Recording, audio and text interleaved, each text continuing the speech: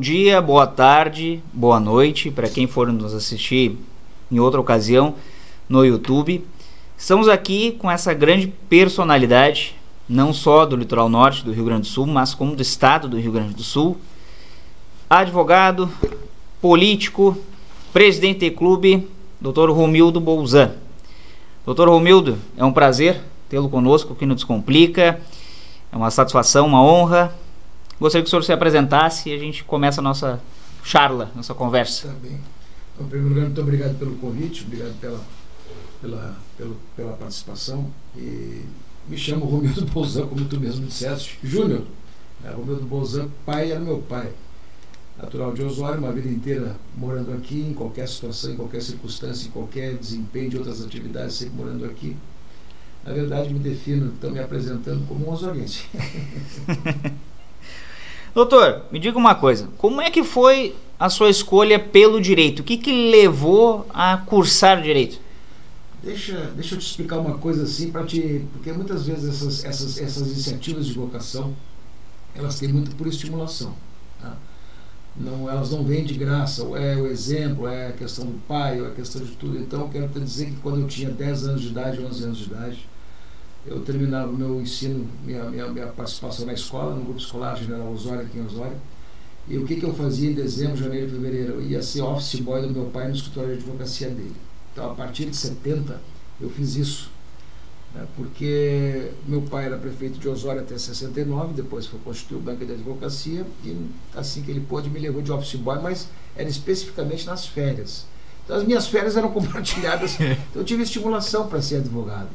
Não, talvez fosse a melhor situação que eu pudesse optar e tal, mas talvez mas a advocacia era uma coisa que sempre teve presente por conta da estimulação. Também fui professor, e também por estimulação de um exemplo paterno e materno, no caso, mas basicamente a advocacia veio da estimulação de uma situação que me pareceu um caminho natural por conta da experiência paterna.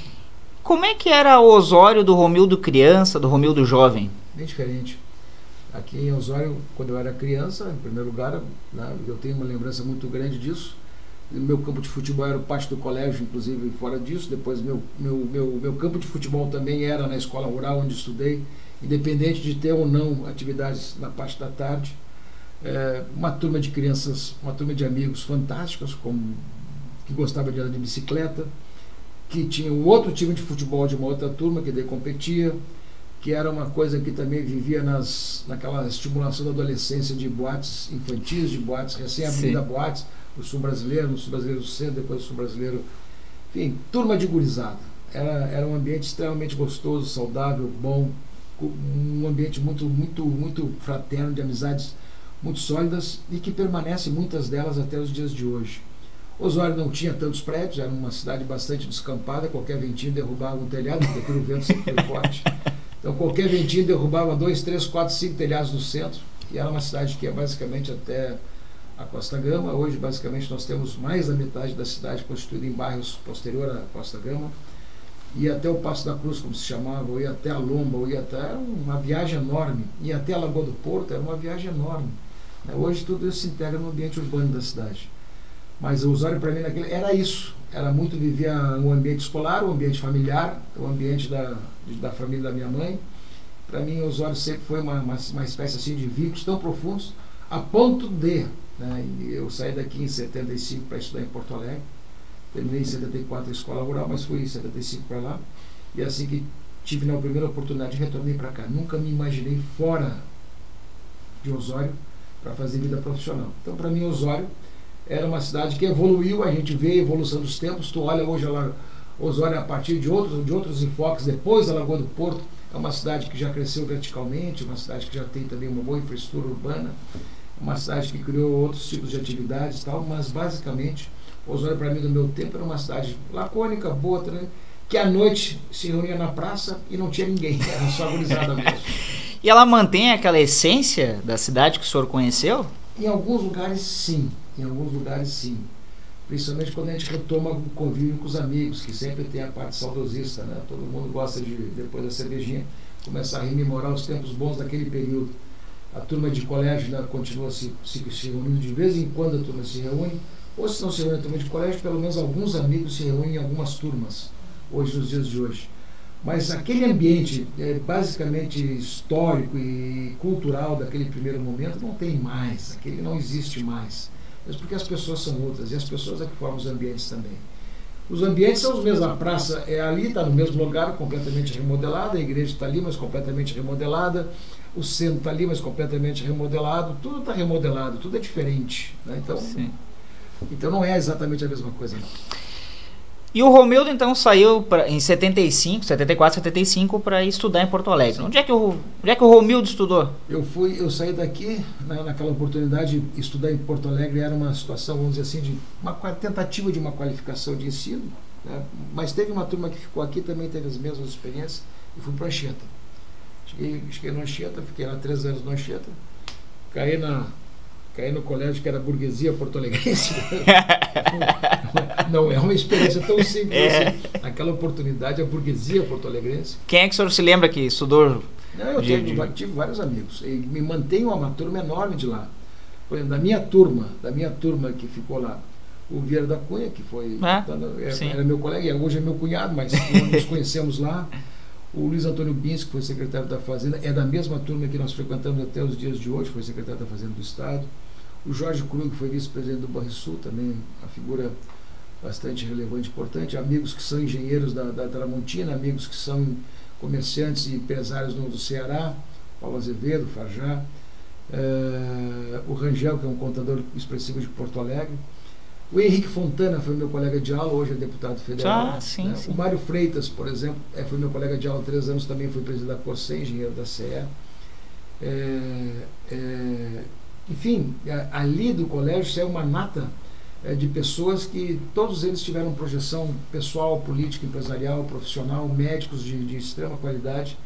Ali era um celeiro efetivamente de bons quadros profissionais, eram pessoas extremamente empreendedoras e pessoas que, se não fossem empreendedoras, eram culturalmente tão bem formadas que assumiram postos públicos de extrema relevância por concurso ou por iniciativas, mas todas elas com extrema capacidade. Que fariam a diferença, assim, sim, na sim, sociedade. Sim, E onde é que o senhor cursou Direito? Na PUC. Na PUC? Fiz vestibular, passei na PUC e cursei na PUC os 5 anos direto, né?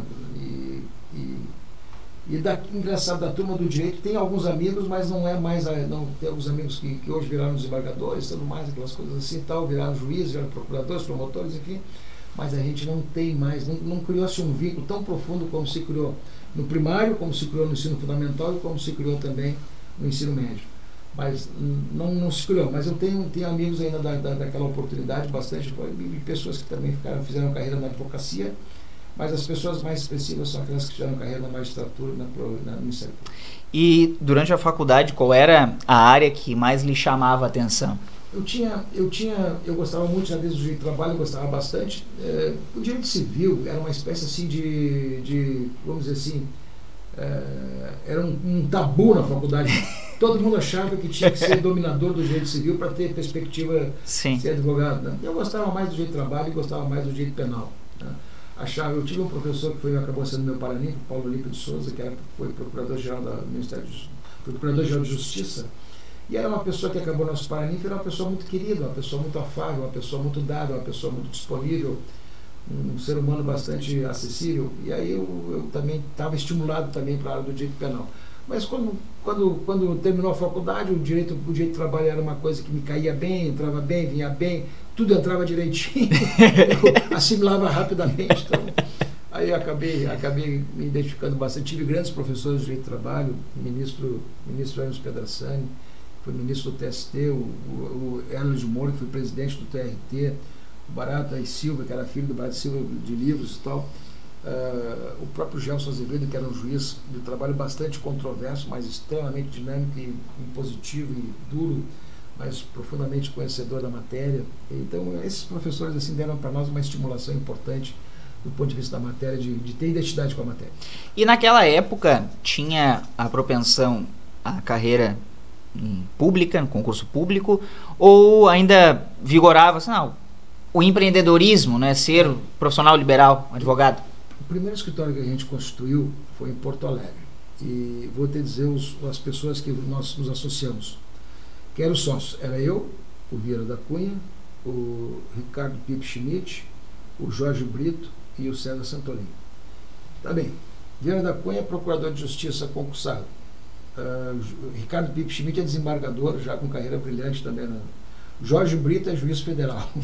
E César Santolin foi conselheiro substituto do Tribunal de Contas, procurador do Estado, e fez depois uma carreira solo, mas basicamente vinculados a órgãos públicos. Todos os 4 optaram pela vida mais cômoda da vida das carreiras, vamos dizer assim, top do Estado, das carreiras jurídicas. Eu fui o único que resolvi empreender na advocacia. E ao empreender na advocacia, eu tinha história, mas também abri escritório em Osório. Sim. E aí veio todo mundo comigo, mas ficou aqui eu e o Vieira. E o Vieira depois passou no concurso para procurador de justiça. Então, o que acontece para promotor público? Então, eu basicamente foi o que ficou na advocacia. De todos eles, eu resolvi empreender na advocacia. E hoje a gente tem uma banca regional, Torres, Capão da Canoa, Tramandaí, Osório, Santo Antônio da Patrulha, todos eles com escritórios próprios. E a gente mantém uma estrutura boa de advocacia. Então, vamos dizer assim, todos eles ficaram bem, mas eu também fiquei bem na advocacia. Como assim? Mas pelhou bastante, né? Até chegar aqui. É outra história, tem que ralar bastante. E me diga uma coisa, o que despertou essa veia política do Romildo? É a questão, a mesma coisa da profissão, é a questão da estimulação, né? Meu pai era prefeito de Osório quando eu era criança, né? O pai foi prefeito de Osório de 60, se elegeu em 63. Depois de 64 assumiu e acabou sendo prefeito de Osório até 69 porque houve uma prorrogação. Eu nasci em 60, então pelos 6, 7 anos de idade, quando era o meu final de semana, tinha minha turma, tinha brincadeira, tal, que assim, mas o que meu pai me fazia? Me pegava, botava no carro.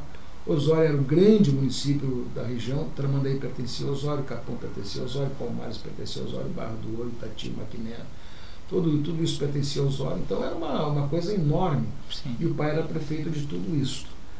Então, nos finais de semana, basicamente, aos domingos, tinha festa nas comunidades, ou tinha visitação nas obras e tudo mais, tem que fazer, marcava um almoço.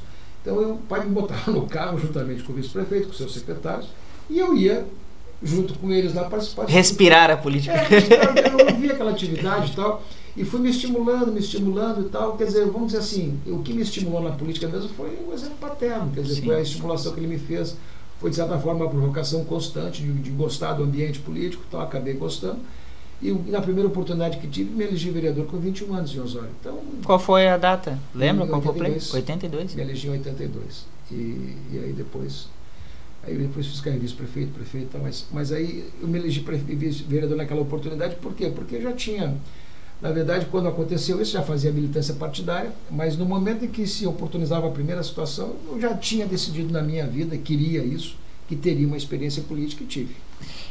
E facilitou, no caso, o seu pai ter sido prefeito? Ou o senhor acha que também tem... A gente nem sempre agrada, né? Mas isso facilitou, no caso da questão do início da política? Vamos dizer, da primeira eleição, muito. Né? Foi uma eleição casada, o pai era deputado estadual e aquela foi a última eleição que ele concorreu em 82. E como era uma eleição vinculada a mim, que estava retornando para Osório depois de um certo período, porque eu fiquei estudando em Porto Alegre, mas retornando ao Osório, para mim aquela eleição casada com o mesmo nome, quer dizer, o pai candidato a deputado, eu candidato a vereador e tal, evidente, eu também não sou idiota de achar que a eleição, aquele ambiente casado, aquele ambiente do pai sendo candidato, aquilo me levou propiciona, né? Me levou para cima. A minha eleição se deveu muito àquilo. Mas ao mesmo tempo que eu sabia que teria essa facilidade, ao mesmo tempo eu sempre soube também que esse tipo de situação te oportuniza uma oportunidade. Depois, meu amigo, te vira. Ou tu te revela, ou tu te consolida, ou tu vai em frente, ou tu fracassa. Não tem essa história. Então, para mim tudo foi muito claro. Quer dizer, a oportunidade eu recebi, e da oportunidade eu aproveitava ou não. E aproveitei. Logo em seguida saí vice-prefeito, depois saí prefeito. Então, para mim, a minha vida política teve um impulso importantíssimo naquele momento de 82, com a eleição casada com o pai de deputado. E sempre no PDT? Sempre. Sempre PDT. Antigamente quando era só o MDB, era MDB. Sim. Mas o pai tinha uma fidelidade muito profunda com o Brizola, né? E o episódio que mais motivou ele foi, o pai sempre foi PTB, né? Mas o Brizola, quando o pai era diretor da escola rural, essa escola enorme que tem aqui no pé do Morro em Osório, é uma escola grande, era uma escola, né? Mas era uma escola naquele momento acanhada. era uma escola pequena que era no prédio de baixo. Eu, quando prefeito, depois, nas outras vezes que fui prefeito, até o município reconstruiu o prédio antigo da escola e fez a preservação cultural do patrimônio.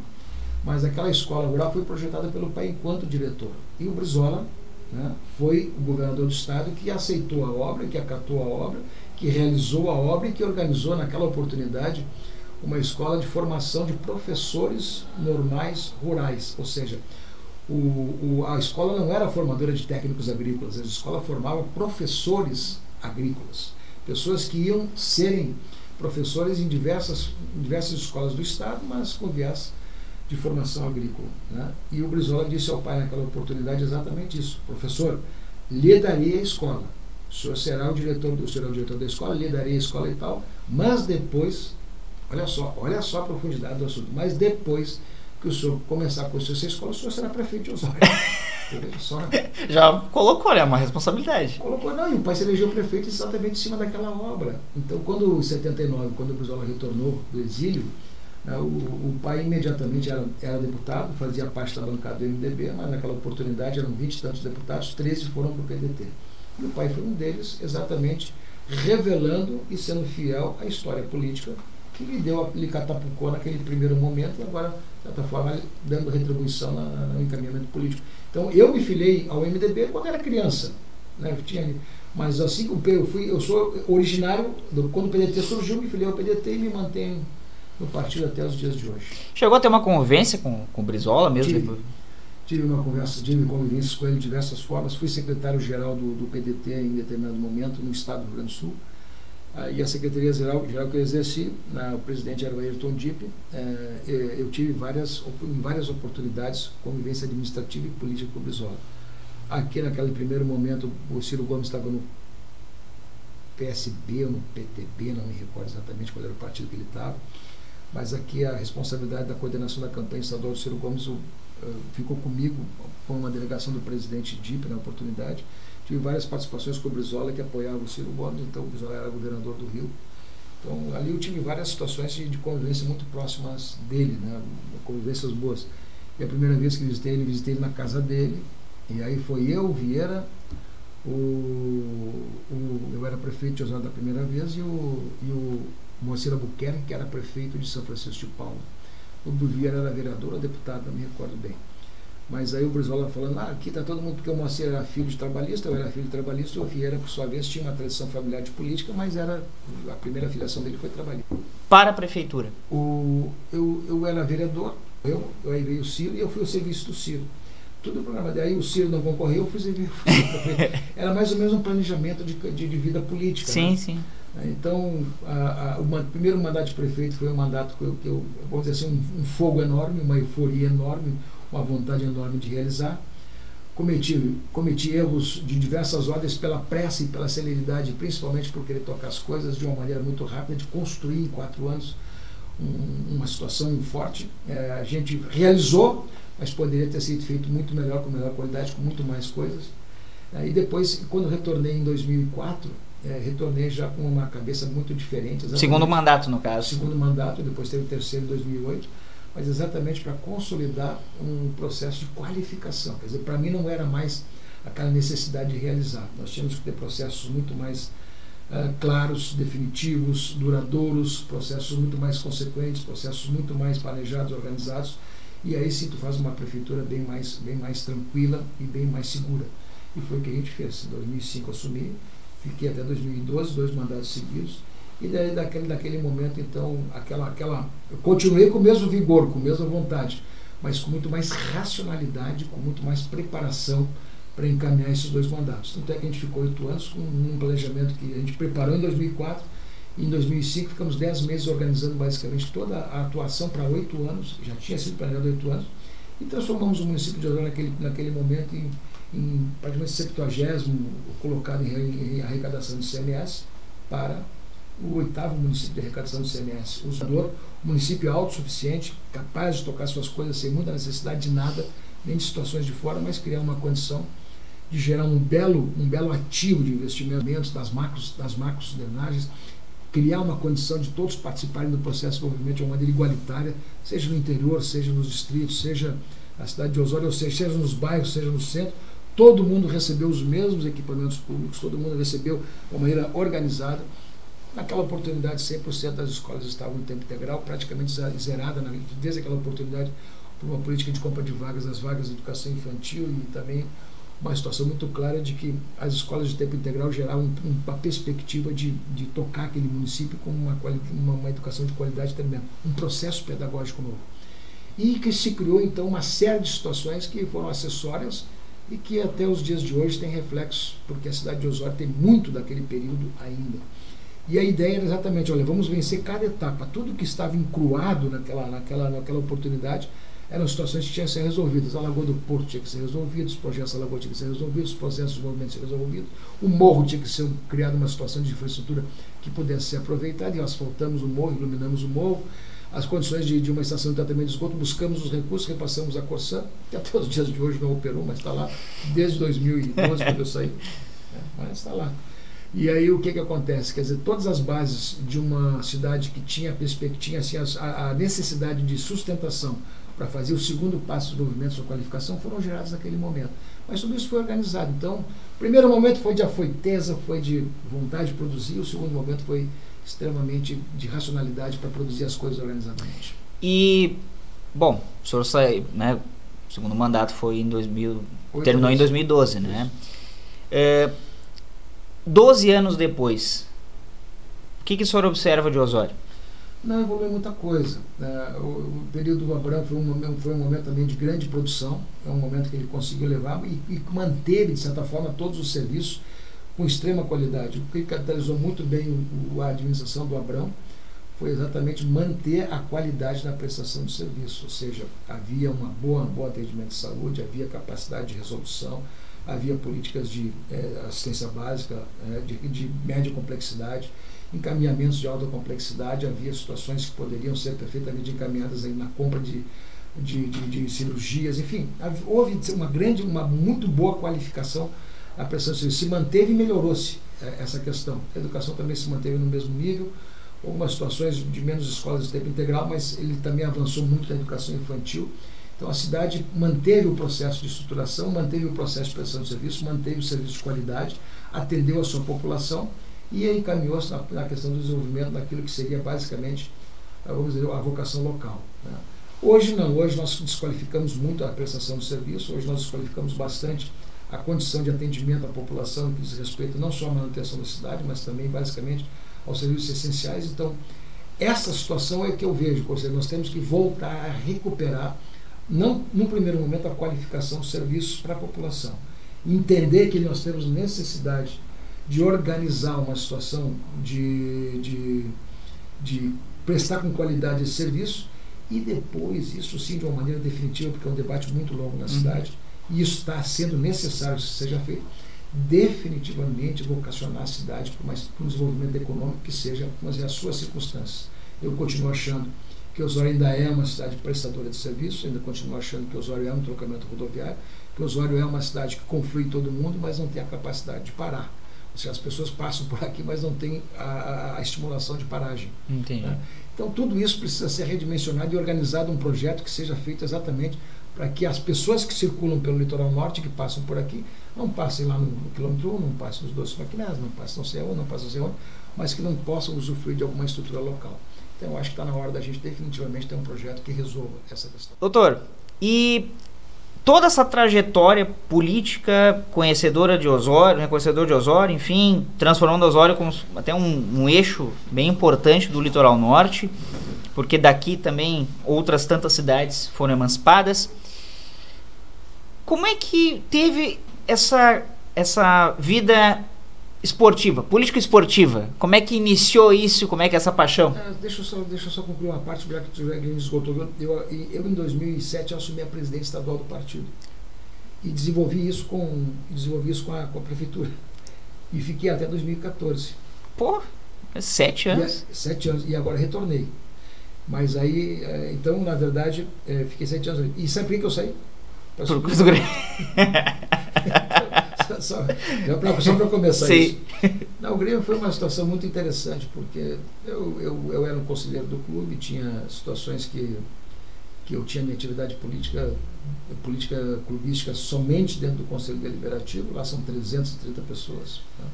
Então a minha vida política se dava exatamente ali. Não tinha muita atividade nas comissões, não tive nenhuma, na parte executiva do clube não tive nunca nenhuma experiência, nunca participei de nada. Teve um episódio uma vez que eu fiz um questionamento muito forte ao presidente Odoni, no sentido de por que ele ter assinado diretamente com a Globo, preterindo o Clube dos 13, que o Clube dos 13 estava levando um debate para fazer a venda dos direitos televisivos, naquela oportunidade, dos direitos de imagem dos clubes. E o Grêmio foi o primeiro clube, ou o segundo clube brasileiro a assinar diretamente com a Globo, de certa forma desconstituindo toda a legitimidade do Clube dos 13. E o Grêmio era uma figura emblemática, porque o presidente Fábio Koff, na oportunidade, vinha. E eu fiz um debate muito forte, o presidente Odoni se irritou e bateu na mesa, levantou, foi embora do conselho e tal. E aquilo me deu, de certa forma, veja só, como é que eu vou imaginar que aquilo pudesse gerar? E depois de um certo tempo, né, eu sempre fui uma pessoa que defendi, defendo e criei uma situação de muito vínculos com o presidente Fábio Koff. E depois de um certo tempo, o presidente Fábio Koff foi instado por um grupo de gremistas a voltar para a presidência do clube em 2012. E eu fazia parte daquele grupo, eu estava junto com aquele grupo e, de certa forma, eu conversava com ele. Eu estava pelo meu grupo político dentro do Grêmio, que fazia parte daquele grupo que estava formando um grupo para apoiar o presidente Fábio Koff e convencê-lo a ser candidato. Bom, chegou um determinado momento, o presidente Koff disse: não, então eu vou ser candidato, não tem problema nenhum. Vamos lá, vamos organizar isso. E o presidente Fábio Koff, num jeito muito articulado politicamente, resolveu fazer os convites para serem eram 6 vice-presidentes. Então ele fez convites pessoais, mas todos os convites pessoais que ele fez tinham alguma consequência, não eram convites pessoais, sim. somente. A mim convidava porque ele gostava de mim, a outro convidava porque eu gostava dele, não. Ele tinha, na verdade, um interesse de que cada pessoa trouxesse um agrupamento político para apoiá-lo, né? No meu caso, meu grupo político era o Grêmio Unido, como é até hoje, e eu levei, e ele me pediu, faça isso. Eu não era o candidato preferido do meu grupo político, né? Mas eu aceitei o encargo, levei ao grupo político e disse ao grupo político: se vocês me recusarem, né, e o presidente Fábio Koff disser que esse requisito não está cumprido, claro que eu estou fora. Mas, né, eu quero dizer que eu recebi o convite, aceitei e estou aqui na missão de levar vocês para dentro do grupo. Aí houve debate interno lá, e papapá, aquelas coisas lá, que assim acabou saindo eu candidato e tal, e o Koff ganhou as eleições. Eu acabei coordenando, juntamente com os companheiros da campanha do Koff, e virei vice-presidente do clube, sem nunca ter participado da vida executiva do clube. Mas, claro, com uma enorme bagagem. Sim. Prefeito de Osório, ter sido presidente estadual do PDT há muitos anos, de uma relação política e tudo mais, de uma vivência, de convivência, vamos dizer assim, das relações públicas e tudo mais, e também dos encaminhamentos administrativos, da forma de organizar o clube. Bom, ali fui e fui ser vice-presidente. O Fábio Koff não era muito assíduo nas reuniões, assim que eu digo, não reunia com muita frequência o Conselho Deliberativo, não era assim. Ele era um presidente extremamente presente e atuante. Eu quero dizer que ele foi um presidente que não reunia com frequência, não tinha uma rotina de reuniões com o Conselho de Administração. Quando ele reuniu o Conselho de Administração, haviam fatos muito relevantes para serem determinados, deliberados. E ele repassava temas repassava temas para nós, eu passava que assim, eu sempre me desincumbi do extremo da idade, sempre que ele precisou do apoio, eu sempre tive uma posição muito clara de defesa da figura dele, da gestão dele, das atitudes dele, do raciocínio político dele, da forma como ele encaminhava as coisas. E sempre fazia isso de uma maneira externada, falava sobre isso, criava um debate interno, e minha posição sempre foi muito clara nesse particular. Quando chegou no determinado momento, faltavam 4, 5 meses para as eleições, o presidente Koff chegou e disse assim, nós aí começamos a conversar, o presidente Koff era nosso candidato à reeleição, vai à reeleição, não quero mais. E o presidente Koff chegou no determinado momento e disse assim, olha, eu estou indo tirar férias, vou tirar férias 30 dias, uma outra oportunidade para eu tirar férias, eu assumi 30 dias, e eu não era para ter assumido, e quando foi para eu era para ter assumido de novo. E aí eu berro, mas eu era o conselheiro, eu era o associado mais antigo. Sim. Do grupo ali, no caso? Grupo, não que eu era o mais novo, mas o conselheiro o associado mais antigo. Sabe por quê? Porque meu pai me associou quando eu tinha 3 anos de idade. Bem ganhou de todo mundo. Me associei em 63. Me associei em 63, então os outros se associaram. Mas eu me associei, não porque eu quis. Sim. Meu pai me botou e aquele título ficou valendo como marco corporativo, né? E aí o presidente Fábio Koff perguntou para o fulano, quer ser candidato? Eu falei, não estou preparado. Tal. Alguns já tinham dito que quer ser candidato? Falou, não, não. Quer ser candidato? Não. Chegou para mim e disse, quer ser candidato? Se tocar para mim, eu tô dentro. Se tocar para mim, eu quero. Eu assumo a responsabilidade de tocar o seu projeto. E aí perguntou para o último lá, o senhor quer ser candidato à presidência? Não. Eu preciso consultar o meu grupo político, preciso ver isso, assim, tá. Eu olhei para ele, falei, tu tá fora, Resumi com a mim. É claro que depois disso ainda tiveram várias situações, várias vacilações, várias dúvidas, porque eu era uma figura, né, que nunca tinha tido a experiência, nunca tinha passado pelo futebol, nunca tinha passado por nada. Era absolutamente, completamente uma figura. E mais, o COF ganhou as eleições do Odoni, que uma das razões do debate político era exatamente aquela. O Odoni se utilizava politicamente do clube para ser, deputado. Para ser deputado. Uhum. E no meu caso, eu era presidente do PDT e iria renunciar à presidência do PDT e tinha sido prefeito. Sim. Então, era receita, mas o COF entendeu que ele tinha, de certa forma, já escolhido e tal, e achou que tinha condições de fazer. E acabei sendo presidente do Grêmio na sua circunstância, na sua conjuntura, no seu apoio e na sua orientação. Claro que depois, como tudo na vida, a gente recebe uma oportunidade. Depois tu te vira. Né? Depois tu te vira. E assumindo a presidência do Grêmio, a gente fez logo em seguida, em 2015, um projeto novo, quer dizer, desmanchamos um time, criamos uma condição de praticamente 14 jogadores saíram, todas as estrelas do time, adequamos o Grêmio a um mês, e não imaginávamos que poderíamos ter o aproveitamento da base. Não era apenas uma política estratégica, mas era uma necessidade também. A gente aproveitou muitos jogadores da base, veio tudo aquilo e começou a se montar um time a partir exatamente das contratações, que no primeiro ano foi terceiro lugar no Campeonato Brasileiro e se credenciou para disputar a Libertadores. E quando o Grêmio se credenciou para disputar a Libertadores, qual foi minha fala que me caíram de pau? O Grêmio não está preparado para jogar a Libertadores em 16. Mas estamos ali e fomos até as oitavas de final. Mas naquele ano acabamos sendo campeão em 16, acabamos sendo campeão da Copa do Brasil. E o Grêmio fazia 15, 16 anos que não ganhava absolutamente nada. Então aquela retomada, e eu só queria um campeonato gaúcho para dizer o seguinte, ganhamos. Fiz alguma coisa. Mas ganhamos a Copa do Brasil num time memorável. Um time que nem nós acreditávamos que pudesse dar tanto. Os jogadores que foram trazidos a dedo, mas foram trazidos em circunstâncias de criar um time basicamente competitivo, um time tecnicamente competitivo, mas de jogadores em recuperação. Mas jogadores que ainda poderiam dar muito. E 17 foi o auge, quando ganhamos a Libertadores. E aí foi a epopeia, quer dizer, nunca tinha sido nada no Grêmio, só o COF tinha sido. E assim, de rodo. E o Grêmio passou a ter um outro patamar, porque o Grêmio passou a ser observado nacionalmente. O Grêmio passou a ser observado como gestão, como organização, como tudo. O Grêmio passou a ser uma espécie de referência, vamos dizer assim, administrativa e gerencial do futebol brasileiro. E o Grêmio logo em seguida, depois de 18, ganhamos a Recopa Sul-Americana, depois já ganhamos o Campeonato Gaúcho, depois já 18, 19 e 20 disputamos todas as Copas do Brasil, ainda até as semifinais, Libertadores ainda até as semifinais, 21 disputamos uma final de 20 para 21 disputamos uma final de Copa do Brasil, foi lá até chegar a 21, que aí, quando montamos o melhor plantel de todos, não apenas de nomes, mas de jogadores, porque tinham vários jogadores para cada, 2 jogadores no mínimo para cada posição, um plantel qualificado, né? Veio a pandemia, nós ganhamos o Campeonato Gaúcho sobrando naquele ano, mas veio a pandemia, ficamos 20 e poucos dias, e fomos jogar o início do Campeonato Brasileiro com o terceiro time basicamente, fizemos 2 pontos em 24, e dali para frente nunca mais conseguimos recuperar o tranque, e ficou o ambiente da pressão, e deu a porcaria. Aquilo foi uma tremenda situação, uma situação difícil, suportada, mas que aconteceu, vamos recuperar. 22 foi o ano da recuperação e logo em seguida voltamos, não tem problema nenhum. Mas vamos dizer assim, foi uma gestão extremamente vitoriosa, com um revés forte e um processo de recuperação. 6 anos de vitórias, um ano de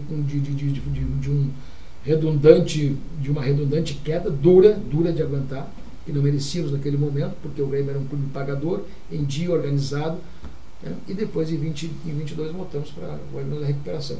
Essa é uma trajetória que tem todo tipo de emoção e de convivência e de vivência. Tu pode ter todas as experiências emocionais que tu possa viver numa situação de euforia, de festividades e tal. Chegamos em Porto Alegre, naquela Libertadores, tinha 100 mil pessoas na rua, era uma loucura. Caminhão dos bombeiros, caminhão de trio elétrico, é uma loucura, uma loucura. Vai para o estádio cheio de gente, é uma loucura, uma loucura. Então, assim, apoteótico. E aí vai aquele mano, então tu passa 8 anos, né, e cria a condição de um clube extremamente organizado, mas também uma mancha que ficou dura e, evidentemente, lamentavelmente, nos mundos de hoje, a cabeça das pessoas, a mente das pessoas, a convivência das pessoas e o comportamento das pessoas exatamente se apropria às vezes das porcarias, não se apropria dos méritos dos outros. Parece que apagou tudo, né? Parece que apagou tudo. E essa é a vida política do Brasil. Naquele ano que teve esse revés, se falava muito, né, que talvez o senhor fosse candidato ao governo do estado. Isso chegou a ser aventado em algum momento, que o senhor pudesse? Não, acho que eu estou preparado para isso. Como é que foi? Recebi o convite, recebia encaminhamento, estava disposto a encarar a situação. Eu já tinha bastante tempo de Grêmio. E só não fui candidato porque o Grêmio caiu. Aí o compromisso maior seria retornar, fazer o clube voltar. Só não fui candidato a governador exatamente porque tive essa necessidade, não só do ponto de vista ético, mas do ponto de vista do Grêmio. Do pessoal também, né? De auxiliar nisso. De toda essas circunstâncias que se criou, o meu compromisso passou a ser um compromisso ético, moral, de retomada. E foi isso que fiz. Desisti de tudo para exatamente recompor a vida do Grêmio. E se não tivesse acontecido isso, eu teria sido candidato a governador, sim. Como é que é conviver com essas pessoas, com o pessoal com salários, né? Que a gente sabe que o mundo do futebol é outra história, outro patamar. Como é que é conviver com essas pessoas? O trato é difícil de gerir? Como é que é isso? Olha, a primeira coisa que tu faz, e isso eu aprendi rapidamente, é o seguinte: o que tu combinou com eles, o que tu tratou com eles, o que tu organizou com eles, o que tu ajustou com eles, cumpra. Essa é a primeira coisa. Não existe no futebol espaço para situações que sejam tangiversadoras, que sejam espaços para duvidosas. O que tu ajustou, o que tu contratou, o que tu conversou, o que tu combinou, cumpra. O que tu conversou e tu vai reproduzir na imprensa, reproduz exatamente aquilo que aconteceu, não faça outra versão. Então a primeira coisa que tu tem que examinar, que é a relação com os jogadores de futebol no ambiente do futebol, é de lealdade. Ética e lealdade. Se não tiver isso, tu serás um dirigente extremamente com dificuldade de relacionamento. Eu procurei sempre manter um ambiente de extrema dignidade na relação deles, sabendo quem eles são, sabendo que eles são estrelas, ídolos, recebem salários milionários, a direção é uma benemerência, mas tu também tem que entender que tu faz aquilo para satisfação de uma torcida, tu quer o melhor para a torcida, que tu tens que criar um ambiente onde entre o presidente, entre a direção e entre os jogadores exista respeito por conta dos cumprimentos, da lealdade da relação, da franqueza da relação, dos encaminhamentos que são absolutamente atendidos. Então, para mim, esta foi uma situação muito, vamos dizer assim, uma cláusula pétrea das relações da presidência, da direção do clube com os seus jogadores. E fiz isso sempre, né? Me doía muito, às vezes, ter que demitir um treinador, ter que rescindir o contrato de um jogador, criar uma situação, então me doía muito, mas, lamentavelmente, essas coisas acontecem, às vezes se entende bem, se entende mal, mas eu passei o tempo inteiro na presidência organizando as relações com absoluta lealdade e isso me fez, não um convivente, vamos dizer assim, da habitué das festas deles, mas me fez um ambiente de extremo respeito, de relação muito respeitosa. Agora, com os funcionários, sim, eu tinha uma relação extremamente próxima e afável. E o que foi mais desgastante? Ser prefeito 3 vezes ou presidente do Grêmio? Não, presidente do Grêmio. Não, o prefeito é tudo racionalizado. O prefeito tu consegue te organizar, o prefeito tem tempo de organizar, tu tem espaço para te organizar. Tu pode atingir às vezes uma que outra pessoa por um atendimento, isso, aquilo, tal, uma perspectiva não atendida, mas é uma coisa localizada, tu pode recuperar. O futebol, meu amigo, futebol é o seguinte, emoção pura. Paixão. Tu ganha, tu tá dentro, tu perde, tu tá fora. Vamos lá, é assim que funciona. E o que o Romildo espera para agora, para esse ano 2024, enfim, né? O que tá afastado, né, do Grêmio, não tá atuando, né? Enfim, teve bastante tempo lá. O que o Romildo, filho de Osório, espera para o Osório hoje? Eu espero uma retomada do seu desenvolvimento, espero uma retomada da sua organização política, espero uma retomada de um fator que eu considero extremamente relevante e importante na vida de uma cidade. Quando tu tem uma cidade que está para baixo, quando tem uma cidade que tu vê nitidamente que as pessoas não acreditam mais nas suas lideranças, que não acreditam mais na atividade pública, na iniciativa pública, na resposta pública, quando tu vê que uma cidade não tem um fator que é extremamente definitivo para a capacidade de sobrevivência de um povo, é a sua autoestima. Então eu acho que a primeira coisa que o Osório tem que ter é recuperar a autoestima. E recuperar a autoestima não se faz exatamente com uma situação emocional, tu faz exatamente com gestos e com projetos e com situações que lhes contemplem. A melhor forma de uma administração pública, de uma atuação administrativa, de certa forma de impactar as pessoas, é saber que tudo aquilo que o administrador, por menor que seja ou por maior que seja, o que ele está fazendo lhe impacta positivamente. E a percepção da pessoa é de que aquilo é bom para ela. Não precisa botar jornalzinho, não precisa fazer panfletinho, não precisa fazer propaganda de rádio, televisão, não precisa fazer absolutamente nada, desde que exista nas pessoas a percepção que aquilo que a prefeitura está fazendo, que aquilo que está sendo feito, lhe impacta positivamente de uma maneira honesta, correta, sem a lógica da vantagem política, sem a lógica do lucro político, sem a vantagem. O que mais tem nessa situação são situações que rigorosamente impulsionam as pessoas para entenderem no processo de conscientização política que aquela ação é boa, me contempla e eu acho que eles estão fazendo aquilo que tem que ser feito e não tem nada em troca, é simplesmente uma iniciativa. Porque a melhor coisa é que tu vá na frente, sim. Tu não vá na demanda. Não tem coisa pior respondida politicamente do que uma vez demandado, duas vezes demandado, quatro vezes não responde absolutamente nada, lá na quinta ou sexta vez vai fazer, aí a pessoa já está de saco cheio, não tem absolutamente mais nada. Então são essas formas de relacionamento político, administrativo e divisão antecipada da administração que fazem as coisas. O Osório está precisando disso. O Osório só tem demanda. O Osório só tem demanda. O Osório só tem demanda e não respondida. Então chegou a hora de, na verdade, nós modificarmos o fluxo das coisas. Qualificar a prestação de serviço, criar o processo de desenvolvimento e atuar fortemente para que tudo isso seja respondido. Doutor, eu quero lhe agradecer, né? A gente ficou bastante tempo conversando, olha, passamos aí por tanto tempo de atuação profissional, política, da paixão, que é o Grêmio também, Osório, seu berço. Então eu gostaria que o senhor desse suas considerações finais para o pessoal. Muito agradecido pelo convite. Acho que esses momentos são momentos que a gente acaba... vamos devagar. São momentos que a gente coloca situações e fatos que são importantes, que foram importantes na vida da gente, mas que não são isolados, tem lógicas. Tem lógicas, quer dizer, essa história de tu fazer a tua vida, eu montei num cavalo, e dali para frente começa a cavalgar. E só daqui para frente que eu vejo as coisas, não olho para trás, meu amigo. Quem pensa que a vida é só daqui para frente está muito enganado. Atrás de ti tem muitas coisas que aconteceram, que serviram de exemplo, que tu formam juízos, que tu forma aprendizado, mas principalmente tu forma valores de vida.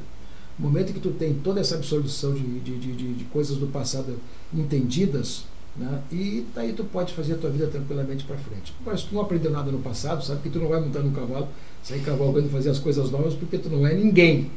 A tua vida é uma acumulação de experiências, uma acumulação de valores absorvidos, uma acumulação de comportamentos, sabe? E principalmente uma questão que diz respeito a uma vida inteira de lealdade nas relações e principalmente impulsionar aquilo que tu tem que impulsionar. Isso é que é fundamental. Tá bueno. Então, pessoal, conversamos com o Dr. Romildo Bolzan Júnior sobre todos esses temas. Agradeço a todos e todas. Não se esqueçam de se inscrever no canal, de nos seguirem lá no @descomplicadireito01 no Instagram, no formato podcast no Spotify, em outras plataformas de áudio e música, e também nos nossos canais, tanto do Telegram quanto do WhatsApp. Certo? Um abraço, até mais.